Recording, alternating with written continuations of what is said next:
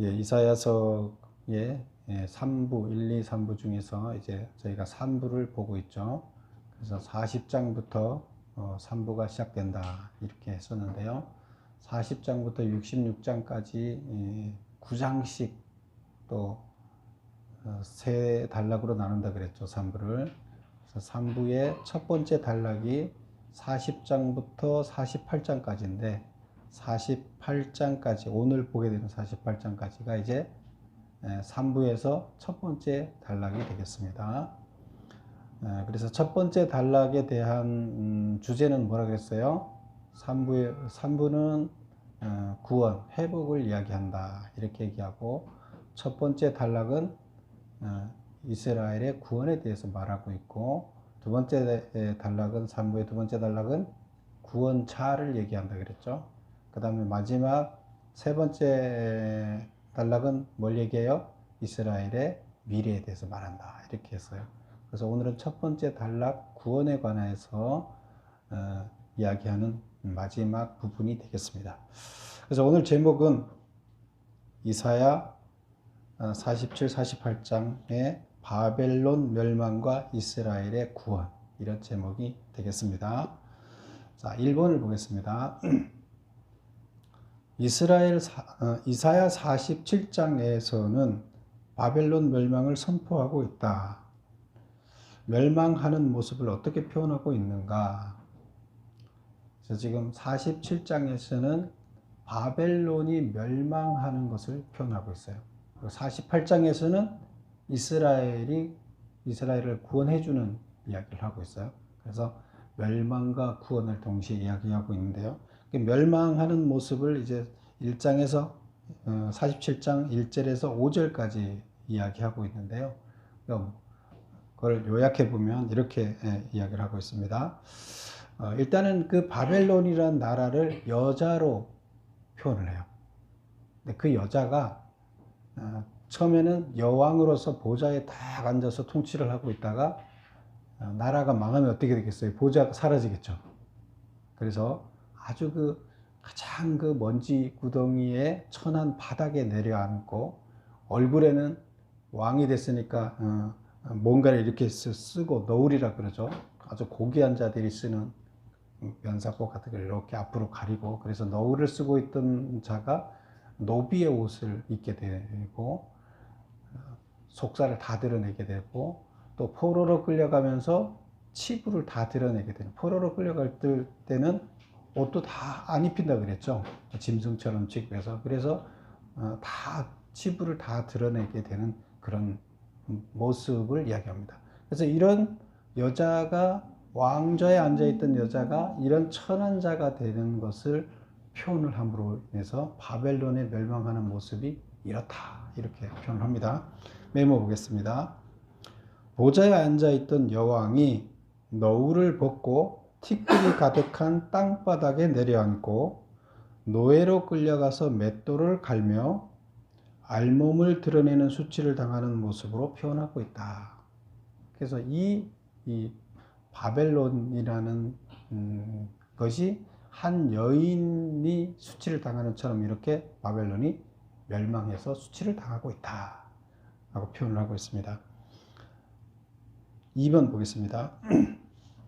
바벨론과 갈대아를 혼용하여 사용하는 이유는 뭔가? 그래서 바벨론이라고 그러면 되는데 어디에서는 바벨론이라고 했다가 어디에서는 또 갈대아라고 얘기를 해요. 자, 볼까요? 1절 한번 볼까요? 처녀딸 바벨론이요. 그 바벨론인데 이제 처녀딸 여자를 바벨론을 비유한 거죠. 처녀딸 바벨론이요. 이렇게 내려와서 티끌에 앉으라. 또 딸 갈대하여, 보좌가 없어졌으니 땅에 앉으라. 딸 갈대하여.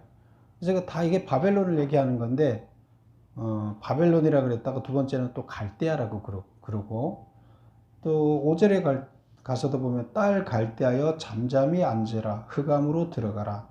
내가 다시는 여러 왕국의 여주인이라 일컬음을 받지 못하리라. 그래서 또 여기서는 갈대아라 얘기를 하죠. 그래서 왜 이렇게 갈대아라 그랬다 바벨론이라 그랬다 그러느냐? 원래 이 갈대아 바벨론이란 나라를 건설한 자들이 갈대아 지방 사람이에요. 갈대아가 그 바벨론이란 땅 쪽에서 남쪽에 있는 늪지대예요. 그런데 그 늪지대에 있던 사람들이 강대해지면서 그 지금 바벨론이란 나라를 다 크게 만들고 점령을 해서, 그래서 그들이 지도층이 됐어요. 갈대아 사람들이. 그러니까 바벨론이 고로 갈대아 지도층이고, 그러다 보니까 그들 지도층이 사용하는 언어 갈대아어를 사용하게 돼요. 그래서 바벨론이 실제적으로 지배자가 갈대아 족속이고 그들의 언어를 사용하기 때문에 어디에서는 바벨론이라고 하지만, 그래서 처음에는 갈대아라는 이름을 쓰다가 나중에 바벨론으로 바꿨어요. 그래서 바벨론이라고 하지만 또 갈대아라고 이렇게 표현을 하게 됩니다. 2번 메모를 보겠습니다. 갈대아는 바벨론 남부의 한 지명이었는데 바벨론 제국의 지배층이 갈대아인이었고 갈대아어를 공용어로 사용했기 때문이다. 그래서 어디서는 바벨론이 망한다, 어디에서는 갈대아가 망한다, 이렇게 표현하고 있다는 거죠. 다음 3번.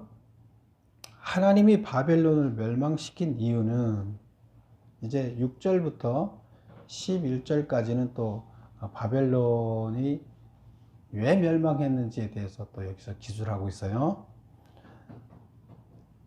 메모 보겠습니다. 하나님의 심판 도구로 사용되고 있음을 망각하고 약자들을 과도하게 억압했기 때문이다. 우리 앞에서도 이런 내용이 나왔었죠. 그래서 바벨론을 하나님께서는 바벨론을 들어서 뭘 하려고 그랬어요? 이스라엘의 백성들을 징계하고 그들을 용광로에 넣어서 단련시키는 용도로, 그래서 도구로 사용한 거죠. 바벨론을 도구로 사용해서 훈련 도구로 사용하려고 했는데, 그런데 이 바벨론이 자기네가 강대해지면서 이스라엘 나라를 마음대로 주무르면서 어떻게 했느냐. 6절 볼까요? 전에 내가 내 백성에게 노하여 내 기업을, 내 백성은 이스라엘이죠. 이스라엘 백성에게 노하여, 하나님 말대로 그 말씀대로 살지 않으니까, 언약을 안 지키니까 내 기업을 욕되게 하여 그들을, 이스라엘을 내 손에 넘겨주었거늘, 그 바벨론 손에 넘겨주었거늘 훈련시키라고. 그랬더니 내가 바벨론이 그들을, 이스라엘을 긍휼히 여기지 아니하고 늙은이에게 내 멍에를 심히 무겁게 메우고. 그래서 나이든 노인네들한테 소가 끌어야 할 멍에를 메우고 아주 소처럼 일을 시켜서 그 사람들이 감당하기 힘들죠. 그렇게 학대했다. 사실은 하나님께서 훈련을 시켜서 이게 제대로 된 인간을 만들어야 되는데, 그런데 사람들을 아예 완전히 그 약한 사람을 회복되지 못하게끔 만들어 버렸다는 거예요. 그래서 긍휼한 마음이 전혀 없고 내가 죽이라고 하지 않는데 완전히 그들을 죽여버리는 이런 모습이다. 그래서 하나님의 심판 도구로 사용되고 있음을 망각하고 자기들이 마치 신이 된 것처럼 생각해서 약자들을 자기 마음대로 해도 된다고 생각하고 억압했기 때문이다. 이게 이제 멸망되는 원인이다. 그 다음에 두 번째, 악한 일을 하더라도 자신들을 제지할 자가 없기 때문에, 그래서 나를 보는 자가 없다. 내가 악을 행하더라도 나를 보는 자가 없다. 이렇게 표현하고 있는데, 내가 악을 행한 거에 대해서 나를 제지할 사람이 없다는 거예요. 자기가 제일 위에 있으니까. 그래서 자신을 제지할 자가 없기 때문에 사치와 평안을 영구히 누릴 수 있다고 착각하면서 스스로를 신과 대등하게 인식하는 교만한 마음을 가졌기 때문이다. 그래서 이것을 어떻게 표현하고 있나 하면, 나뿐이라 나 이외에는 다른 이가 없다. 나뿐이다. 나 이외에는 다른 사람이 없다. 내가 최고고 나를 어떻게 할 사람이 없다. 그러니까 영원히 나는 군림할 것이고 내 마음대로 모든 것을 해도 된다. 그러니까 결국에 내가 이제 자기를 신적인 존재로 등극을 시켜놓는 거예요. 아주 이렇게 교만해졌다는 거예요. 사실은 이스라엘 백성이나 이들이나 차이가 없죠. 단지 도구로 사용해서 이스라엘 백성을 훈련시키려고 했는데 자기들이 마치 신인 것처럼 하고 있다. 그래서 이들을 멸망시켜야 된다. 이렇게 표현하고 있다. 그 다음에 4번 보겠습니다. 바벨론이 그들의 멸망을 막을 수 없음을 어떻게 표현하고 있는가? 9절을 한번 볼까요? 9절이 아니라 11절이네요. 11절. 11절 보면 재앙이 내게 임하리라.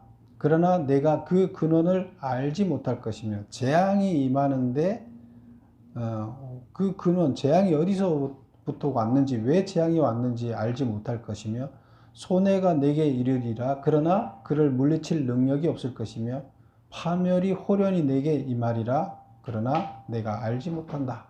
그래서 막을 수 없다. 하나님께서 바벨론을 멸망시키는데 그거 바벨론이 스스로 왜 자기들이 망하는지를 모르고 망한다는 거예요. 자기들이 봤을 때는 망할 이유가 없는데 망한다는 거예요. 그래서 그들이 스스로 막을 수가 없다. 왜? 하나님이 그들을 멸망시키기 때문에요. 5번 보겠습니다. 하나님이 행하시는 멸망을 막기 위해 바벨론이 의지하는 것이 무엇이며 그 결과는 어떠한가? 지금 막을 수 없다고 하나님이 말하고 있는데 그런데 그들은 자기를 그냥 망하는 나라가 망하는 것을 보고 있지는 않을 거 아니에요. 그러면 뭔가를 의지해서 자기 스스로 안 되면 뭔가 의지해서 그걸 해결하려고 하는데 그럼 뭘 의지하느냐? 그 12절 보면 이제 너는 젊어서부터 힘쓰던 주문과 많은 주술을 가지고 그래서 주문과 주술을 가지고 맞서 보아라. 누구한테? 하나님이 멸망시키는데 멸망 안 하려고 이 주문이나 점성술 이런 것들을 가지고 하나님하고 맞서 봐라 이거예요. 하나님 얘기하는 거예요. 나한테 맞서 봐라. 너가 그 다음에 혹시 유익을 얻을 수 있을지 혹시 놀라게 할 수 있을지 내가 많은 계략으로 말미암아 피곤하다. 그래 막 어떻게 하든 막으려고 피곤하는데 하늘을 살피는 자와 별을 보는 자와 초하룻 날에 예고하는 자 이거 다 뭐 점치는 것들 얘기하는 거죠. 뭐 점성술을 이용해서 그 다음에 천문을 이용해서 뭐 점을 치고 이렇게 얘기하는 거죠. 그래서 메모를 보겠습니다.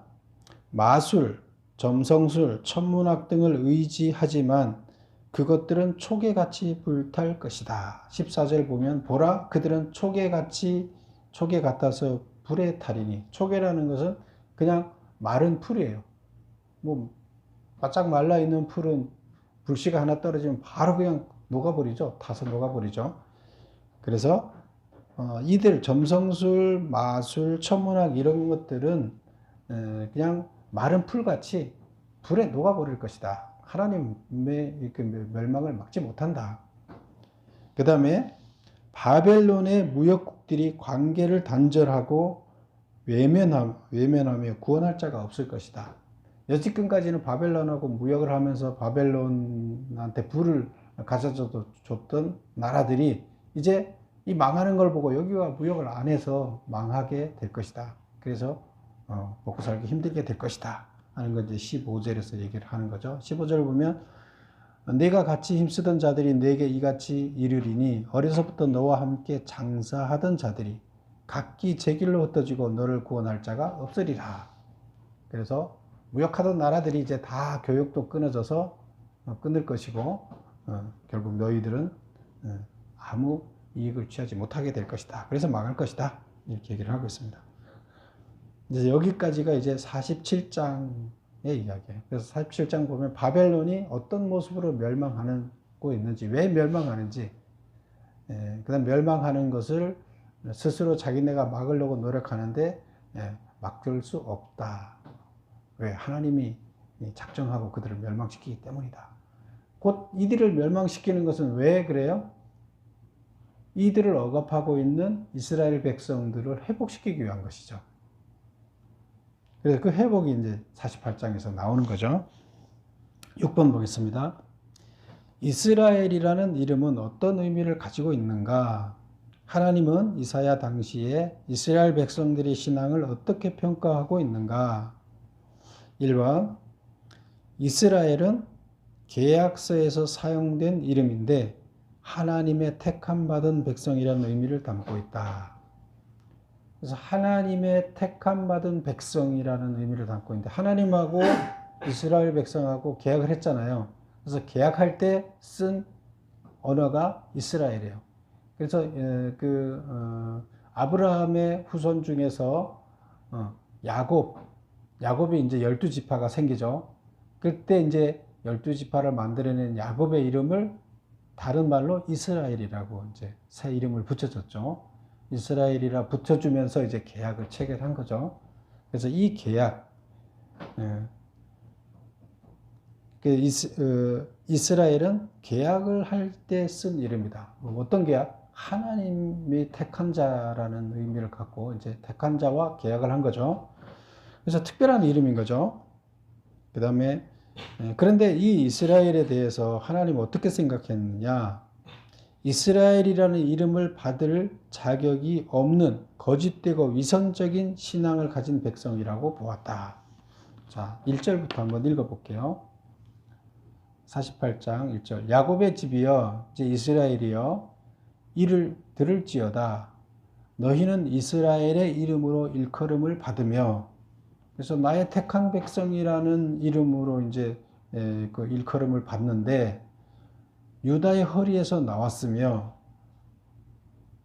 여호와의 이름으로 맹세하며, 이스라엘의 하나님을 기념하면서, 그래서 하나님이 주는 혜택은 다 받으면서 진실이 없고 공의가 없도다.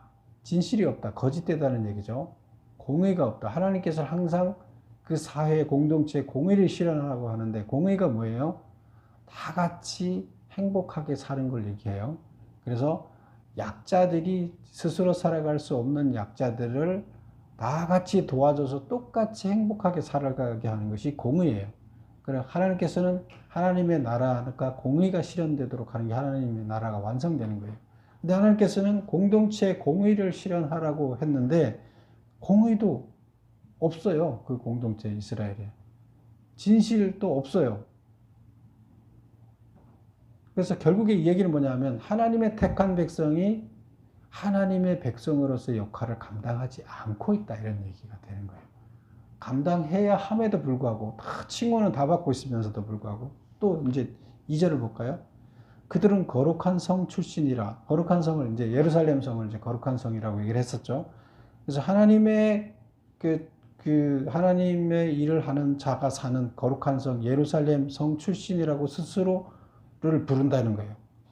그러면서도 이스라엘의 하나님을 의지한다 하며 그의 이름이 만군의 여호와라고 하나.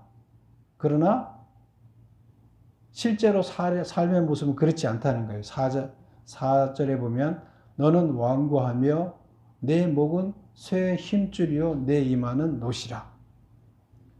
그래서 하나님의 뜻대로 살아야 되는데 어떻게 산다는 거예요? 완고하며 자기 고집만 피우고 내 목은 쇠 줄이요 내 이마는 노시라.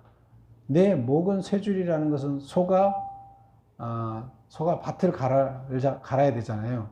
소에다가 멍에를 씌우고 그 멍에를 끌고 하루 종일 밭을 갈게 해요. 그런데 이 소가 그걸 하기 싫어서 멍에를 안 쓰려고 막 목에 힘을 주는 것을 얘기하는 거예요. 그래서 내 목은 쇠의 힘줄이요 내 이마는 노시라.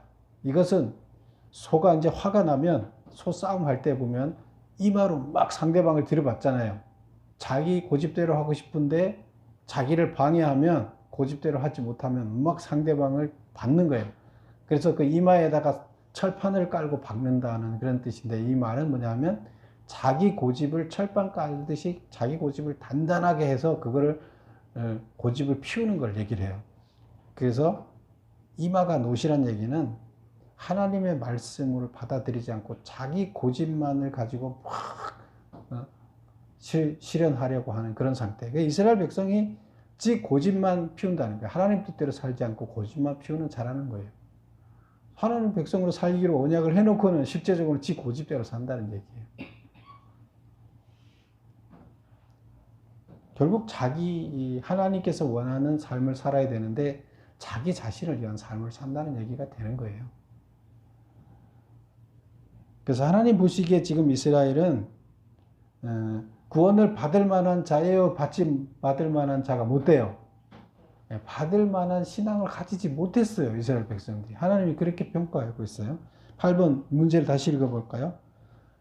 하나님은 이사야 당시에 이스라엘 백성들의 신앙을 어떻게 평가하고 있는가? 어떻게 평가하고 있다고요? 이스라엘이란 이름을 받을 자격이 없는 거짓되고 위선적인 신앙을 가진 백성이다. 계약은 했지만, 이스라엘이라는 이름으로 계약했지만 이름에 걸맞는 신앙을 갖지 못했다. 그래서 구원받기 힘든 자가 돼 있다. 이런 얘기예요. 7번 과거에 하나님께서 행하실 일들을 미리 알려주신 이유는 무엇 때문인가? 하나님은 고집을 꺾지 않는 이스라엘 백성들의 모습을 어떻게 묘사하고 있는가? 네, 이것은 그 4절부터 그 5절에 나오는 5절, 6절까지 나오는 이제 이야기들을 얘기하고 있는데요. 내가 이것을 내 신이 행한 바요. 내가 새긴 신상과 부어 만든 신상이 명령한 바라고 말하지 못하도록 하기 위해서다. 이게 무슨 말이에요? 하나님께서 과거에 이스라엘 백성들을 구원할 때, 애굽에서부터 출애굽시켜서 구원할 때 하나님께서는 먼저 내가 너희들을 구원하겠다. 어떻게 구원할지를 가르쳐 줬어요. 역사의 방향을 하나님께서 이끌어가는, 하나님 나라를 이끌어가는 역사의 방향을, 계획을 미리 알려줬어요. 그리고 그걸 그대로 경험, 실천, 이루어지게 만들었어요. 객관적으로는 이루어질 수가 없는 거죠. 강대국의 종으로 있다가 해방돼 갖고 새로운 땅을 취득한다는 게 말이 안 되잖아요. 근데 그럴 것이다 예언을 하고 실제로 그렇게 되도록 해줬어요. 그래서 이 얘기예요. 과거에 하나님께서 행하신 일을 미리 알려주신 이유는 뭔가? 1번 보면 내가 이스라엘 백성이 이것을 미리 알려주신 것을 내 신이 행한 바요. 내가 새긴 신상과 부어 만든 신상이 명령한 바라. 하나님께서 직접 이렇게 명령을 미리 얘기를 하고 실제로 하나님 말씀한 대로 이루어지게 했으면 하나님이 역사의 주관자라는 것을 깨달아야 되잖아요. 그런데도 불구하고 그걸 봤음에도 불구하고 이스라엘 백성들이 어떻게 생각한다고요? 이스라엘 백성 내가 이것을 지금 이 역사를 하나님께서 말하고 그대로 이루어진 것을 보고도 내 신이 행한 바요. 자기네들이 믿고 있는 우상, 또 내가 새긴 자기네들이 만든 신상과 부어 만든 신상, 새긴 신상과 부어 만든 신상이 명령을 해서 그렇게 된 거다. 이렇게 얘기를 한다는 거예요. 이거 말도 안 되는 거죠. 하나님이 직접 말하고 하나님께서 직접 그들한테 이루어졌는데도 불구하고 그것을 보고 자기들이 믿는 신이 그렇게 했다고 이렇게 말을 했다는 거예요. 그래서 그렇게 말하는 것을 그렇게 말하지 못하도록 하기 위해서 하나님께서 뭘 했다? 미리 알려줬다는 거예요. 그런데도 불구하고 이들은 그렇게 했다는 거예요? 안 했다는 거예요?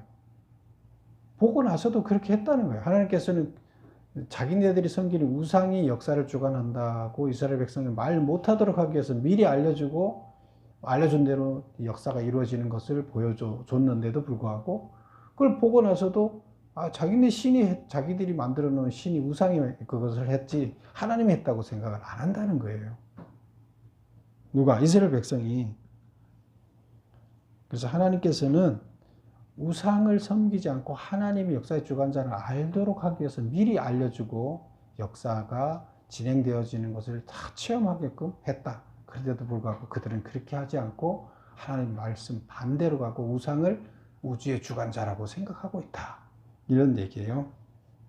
그 다음에 두 번째 그 문제는 뭐죠? 7번에 하나님은 고집을 꺾지 않는 이스라엘 백성들의 모습을 어떻게 묘사하고 있는가? 너는 완고하며 내 목은 쇠의 힘줄이요 내 이마는 노시라. 자신의 방식을 고집한다. 그래서 하나님의 말씀을 하나님이 역사의 주관자라는 것을 생각하지 않고 자기가 믿고 있는 신이 역사의 주관자라고 생각하는 이 고집불통이로 보고 있어요. 이스라엘 백성들을. 이것은 또 우리들의 모습인 거죠. 하나님의 자녀라고 생각하면 어떤 때는 말로는 나는 하나님 믿는 사람이야. 천국 갈 사람이야. 얘기를 하지만 실제적으로 이들의 삶은 어떠느냐?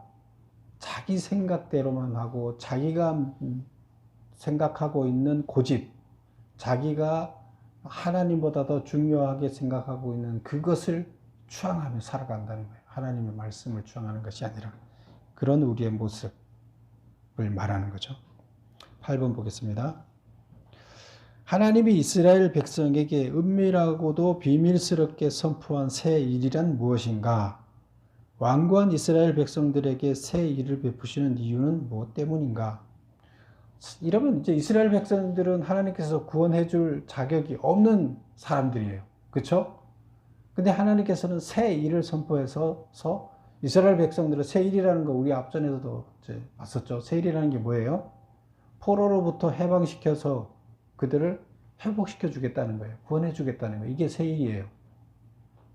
지금 현재의 그 포로 생활을 하고 있는데 거기서부터 바벨론으로부터 해방시켜서 자기 나라로 돌아가서 예루살렘 성을 다시 재건하고 거기서 이스라엘 백성 원래대로 회복해 살도록 하겠다. 이것이 새 일이에요.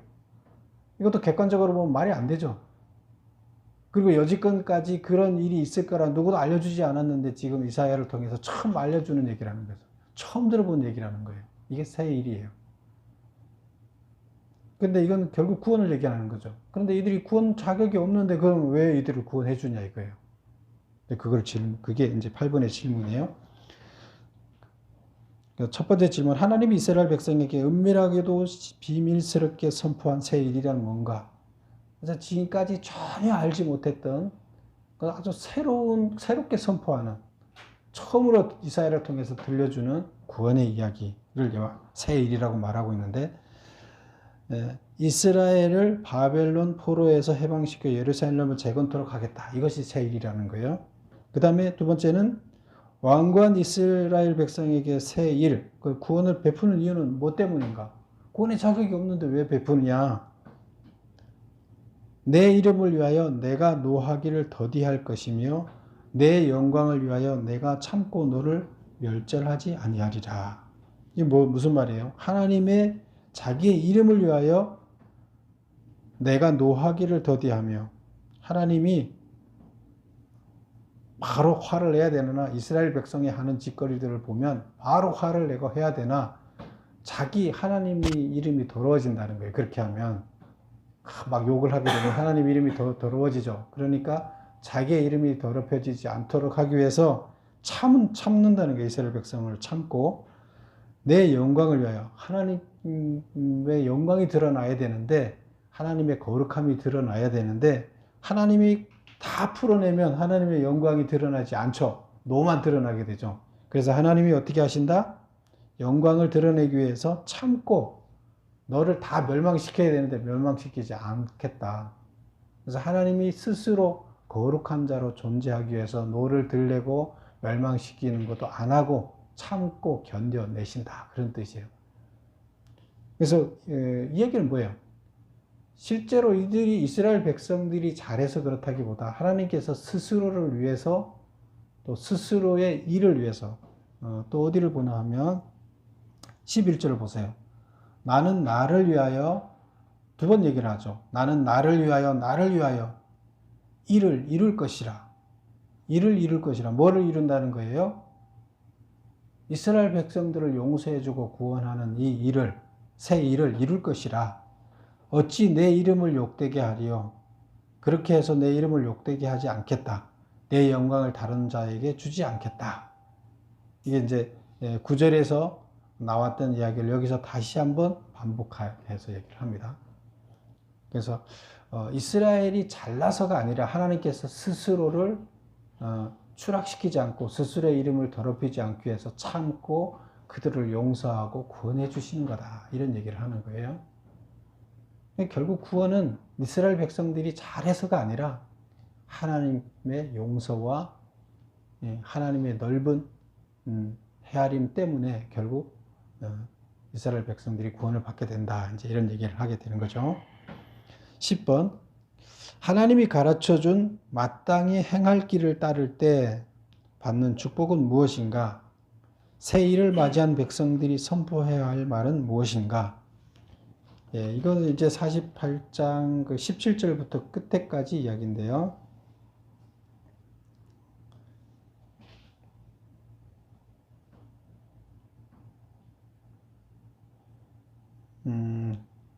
그 앞전에 이제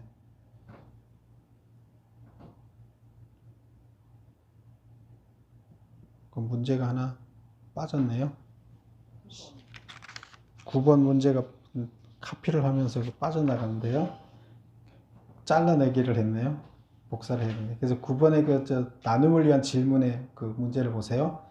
역사의 주관자이신 하나님이 새 일을 행하실 때 사용하실 현실적인 일꾼과 궁극적 일꾼은 뭐냐? 그 질문이 이제 9번 질문이에요. 뭐라고요? 질문이? 예. 역사의 주관자라는 거예요, 하나님이. 그런데 역사의 주관자는 하나님이 새 일을 행하실, 새 일이라는 게 구원이라 그랬죠. 구원하는 일을 행하실 때 누군가를 통해서 일꾼을 사용해서 하나님이 하시잖아요. 일을 하시잖아요. 현실적으로 그러면 해방을 위해서 누구를 사용하고, 그 다음에 궁극적인 해방을 위해서, 구원을 위해서 누구를 사용하느냐, 그 얘기를 이제 묻는 거예요. 그게 몇 절에 나와 있냐? 12절부터 16절까지 나와 있어요. 그래서 12절 보세요. 야곱아, 내가 부른 이스라엘아, 내게 들으라. 여기서 내게 들으라 이렇게 얘기를 하죠. 그 다음에 또 14절을 볼까요? 너희는 다 모여 들으라. 들으라가 또 반복되죠. 또 16절에 가보세요.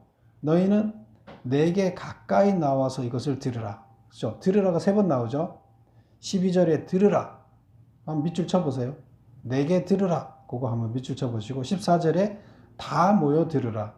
16절에 내게 가까이 나와 들으라. 이게 점점 들으라는 말이 더 강조되고 있죠. 처음에는 그냥 내게 들으라고 했고, 두 번째는 다 모여서 들으라 그랬고, 세 번째는 나한테 더 가까이 와서 들으라. 그래서 더 자세하게 비밀스러운 이야기를, 새 일을 얘기를 해주겠다는 거예요. 어떤 얘기, 구원에 관한 새 일을 얘기할 테니까 나한테 가까이 와서 들으라는 거예요. 근데 그 구원의 이야기가 첫 번째는 들으라는 것은 뭘 들으라는 하면 나는 그니, 나는 처음이요, 나는 마지막이다. 뭘 들어야 되는 첫 번째가 3가지를 얘기를 하고 있는데, 첫 번째는 나는 처음이요, 마지막이다. 역사의 주관자라는 거예요. 나는 창조하고 하나님 나라를 건설하고 완성시킬 자다. 결국 모든 것을 창조하고 역사를 주관한 주관자다. 이 얘기를 하는 거예요. 그러니까 내가 주관자라는 사실을 들으라는 거예요. 비밀스러운 이야기를. 그 다음에 두 번째 비밀스러운 이야기를 다 와서 들으라. 뭐예요? 14절. 나 여호와가 사랑하는 자는 나의 기뻐하는 뜻을 바벨론에서 행하리니 그의 팔이 갈대아인에게 임할 것이라. 그들 중에 누가 그 일들을 알게 하였느냐? 나 곧 내가 말하였고 또 내가 그를 부르며 그를 인도하였나니 그 길이 형통하리라. 여기서 그가 누구예요? 현실적인 해방을 해줄 일꾼을 얘기를 하고 있어요. 나 여호와가 사랑하는 자, 나의 기뻐하는 뜻을 바벨론에 행할 거다. 누가? 하나님이 사랑하는 자는 누구예요?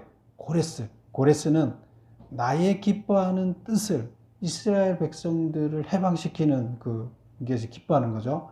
나의 기뻐하는 뜻을 바벨론에 행하리라. 그래서 바벨론을 멸망시키고 백성들을 해방시켜 준다. 그런데 그의 팔이, 고레스의 팔이 갈대아인에게 임할 것이라. 그래서 갈대아인이 바벨론이죠. 바벨론을 칠 것이다. 그들 중에 누가 이 일을 알게 했느냐? 이 일이 일어날 것을 누가 알려줬느냐? 나 곧 내가 말했다. 내가 그렇게 역사가 이렇게 이루어질 것이라는 말을 역사의 주관자인 내가 말했다. 내가 그를 부르면 내가 그 고레스를 불렀고 그를 인도해서 그를 형통하게 만들어서 그 일을 하도록 했다. 그런 얘기죠. 그래서 현실적인 일꾼을 세워서 일을 하는데 고레스를 얘기를 하고 있는 거예요. 그 다음에 또 16절에서 세 번째, 들으라. 이거는 더 중요한 얘기죠. 점점 더 중요한 얘기를 하는 건데, 세 번째는 내게 가까이 나와서 이것을 들으라. 세 번째는 어떤 일꾼을 얘기해요? 궁극적인 일꾼에 대해서 얘기하겠죠. 궁극적으로 구원해 줄 일꾼이 누구냐는 거예요. 내가 처음으로 비밀이 말하지 아니하였나니 그것이 있을 때부터 내가 거기에 있었노라. 그것이 있을 때부터, 그것이 그 일꾼이 있을 때부터 내가 거기 있었노라.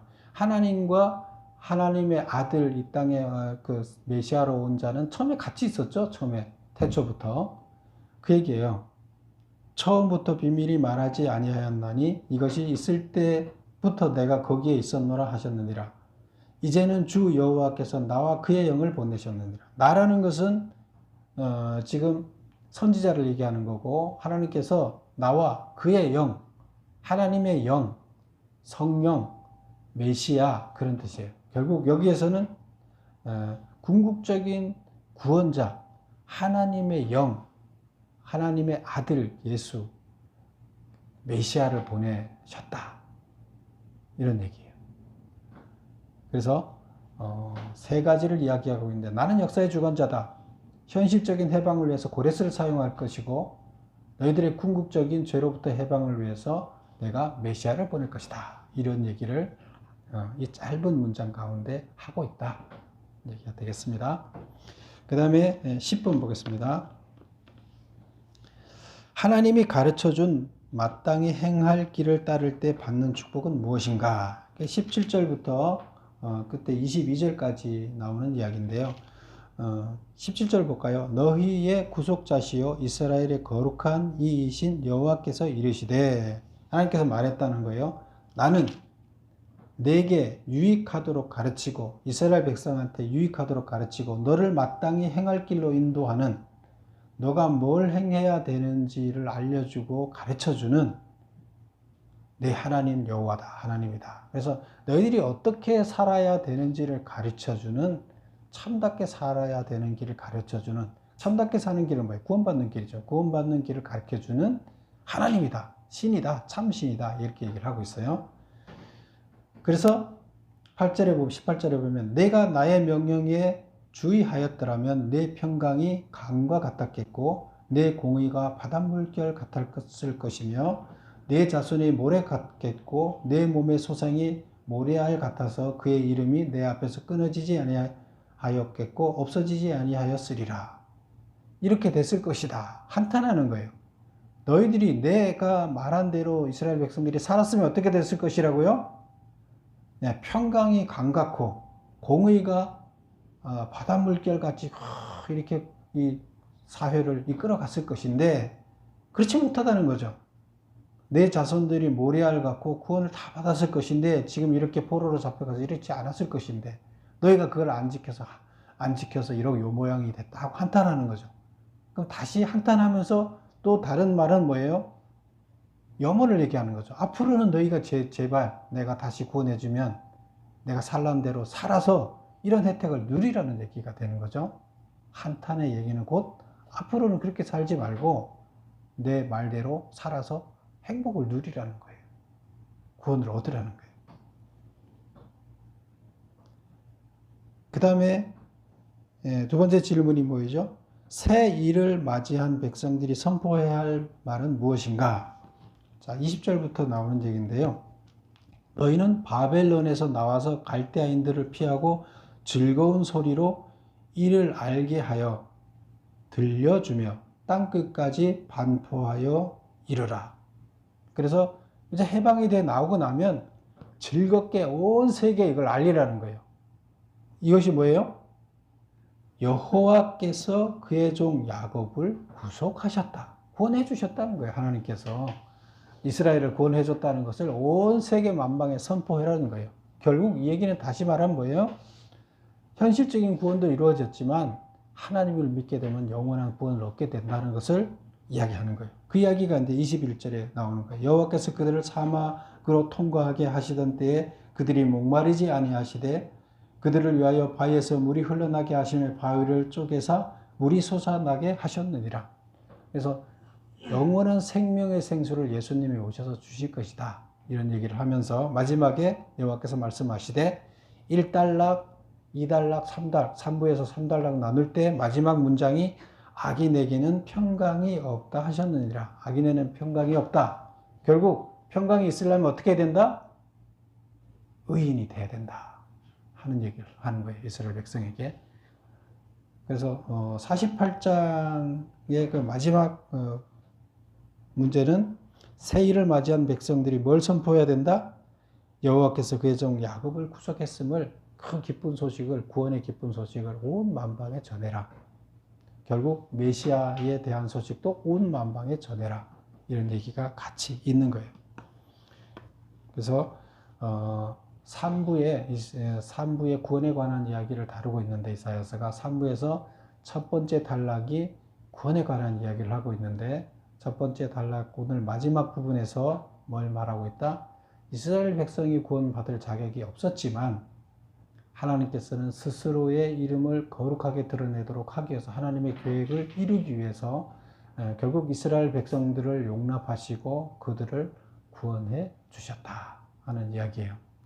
그래서 이스라엘 백성들은 그 소식을 니네들만 누릴 것이 아니라 온 만방에 선포해 하라는 거예요. 그 얘기는 온 만방에 알려서 다른 사람들도 구원의 대열에 들어오게끔 하라 얘기가 되는 거예요. 그래서 이사야서의 이 이야기는 우리 성경 전체의 복음의 맥락을, 하나님의 구원의 방법, 복음의 맥락을 신구약을 통해서 관통하는 아주 큰 줄기가 됩니다.